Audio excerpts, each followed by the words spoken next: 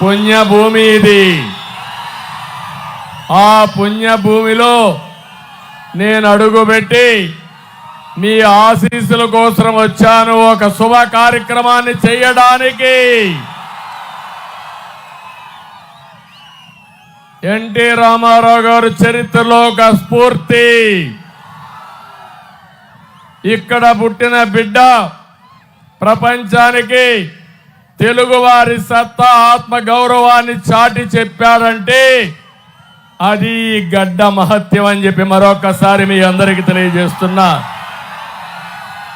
దీక్ష, పట్టుదల, ప్రయత్నంతో సామాన్యులు కూడా అసామాన్యులుగా తయారవుతారని నిరూపించిన వ్యక్తి ఎవరు? నందమూరి తారక రామారావు. అవునా కాదా అని అడుగుతున్నా. చనిపోయి 30 సంవత్సరాలు అయింది. ఎవరన్నా మర్చిపోతున్నారా? గుండెల్లో పెట్టుకున్నారు. దానికి కారణం ఆయన చేసిన విధానం.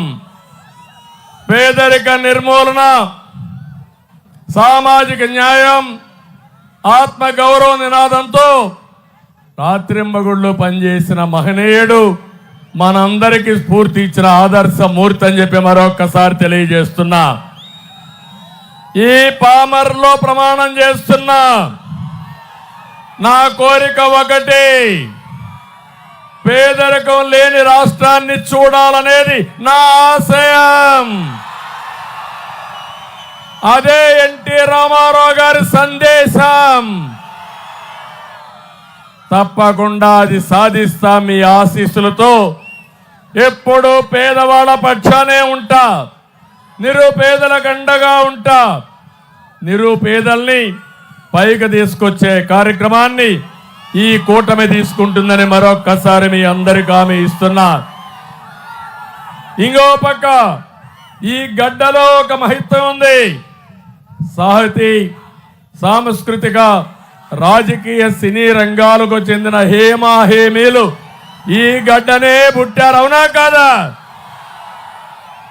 భోగరాజు పట్టాభి సీతారామయ్య, గొట్టిపాటి బ్రహ్మయ్య, చంద్ర రాజేశ్వరరావు, కేఎల్ రావు, మండలి వెంకటకృష్ణారావు లాంటి రాజకీయ ఉద్దండులు పుట్టిన గడ్డ ఈ పుణ్యభూమి. జాతీయ జెండా రెపరెపలాడుతూ ఉందంటే దాని రూప శిల్పి పింగళి వెంకయ్య ఈ గడ్డ మీదనే పుట్టాడు. ఆ జెండా దేశంలో, ప్రపంచంలో ఎగురుతుందంటే, దేశానికి గౌరవం తెచ్చిందంటే ఆ రూప శిల్పి ఈ గడ్డ మీద పుట్టాడంటే అది ఈ గడ్డ మహత్యం అని చెప్పి మరొకసారి తెలియజేస్తున్నా. అంతేకాదు, గొప్ప గాయకులు ఘంటసాల ఇక్కడే పుట్టాడు, మల్లాది రామకృష్ణ శాస్త్రి ఇక్కడే పుట్టాడు, వేటూరు సుందర రామ్మూర్తి ఇక్కడే పుట్టాడు, నార్ల వెంకటేశ్వరరావు, అక్కినేని నాగేశ్వరరావు లాంటి వాళ్ళు ఇక్కడే పుట్టారు. జ్ఞానపీఠ అవార్డు గ్రహీత విశ్వనాథ సత్యనారాయణ ఇక్కడే పుట్టాడు. అవునా కాదా?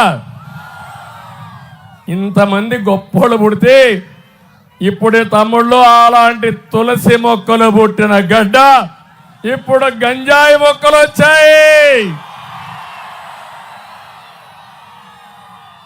వచ్చాయా లేదా?